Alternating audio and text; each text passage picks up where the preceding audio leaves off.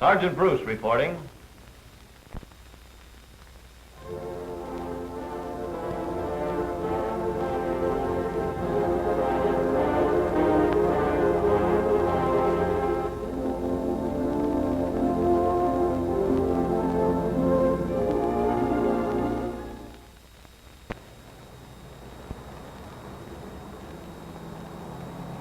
This is just about as busy and crowded as a street can get.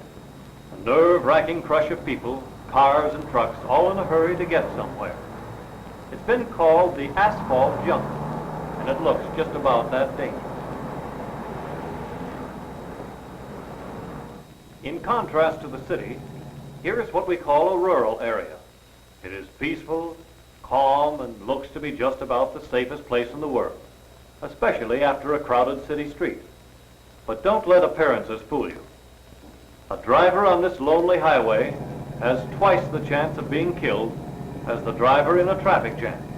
And there's an unnecessary reason for it. Speed. No one would think of traveling fast in a traffic jam. In the first place, it usually isn't possible. But out on the open highway, the tendency is to get out and travel. And that's where the trouble comes in. Naturally, the majority of deaths on the highway are to drivers and passengers, not pedestrians. So in highway driving, we'll concern ourselves with the driver. Now, I mentioned that no driver would think of traveling as fast in a crowded street as he does in an open highway. The trouble is, an open highway can soon become a crowded street, like this. These cars happen to be passing a certain spot on a highway at the same instant. Therefore, that spot can be called crowded. A car traveling at 50 miles an hour, trying to get through this vacant traffic lane, would be taking a pretty big chance. A simple error by any one of the four drivers could cause a fatal smash-up. Speed is the biggest contributing factor in fatal accidents. And on an open highway, the chances are speed will be present. Now here is a 3-lane open highway. That gives us 1 lane in each direction and 1 in the middle to argue over.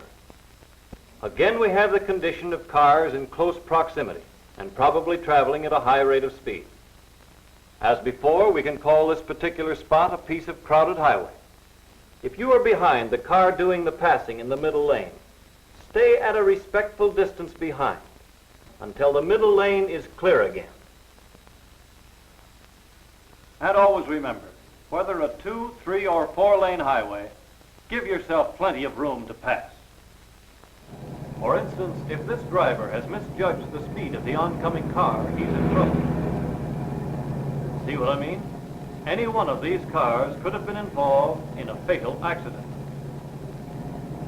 There are a few simple rules for passing other cars on an open highway. Simple but important. This driver is smart. He'd reach on a blind curve and pass on the straightaway, then end up in a hospital, another highway casualty. This driver makes it an ironclad rule never to pass when approaching the crest of a hill. He waits until a view of clear highway assures him of safety, and then passes.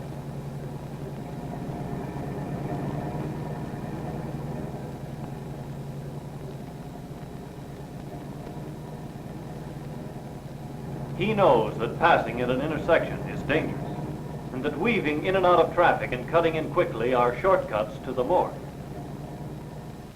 Never forget in passing, you're coming close to another car. The driver of that car may not know you're trying to pass. So if you're not sure you can make it, don't try. There is also the possibility that the driver ahead of you will try to pass, like this. Don't be too anxious to close up the gap. He may have misjudged the speed of approaching cars and will have to drop back into line. If there is no space to drop back in, there will be a smash-up. If you're a city driver, don't forget that country driving presents different problems. If you're tired, long stretches of highway may put you to sleep. And before you know it, you're another highway tragedy.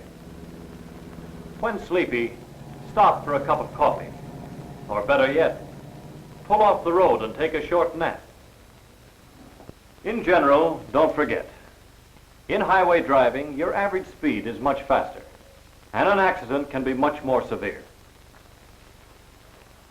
Never drive too fast for road and traffic conditions.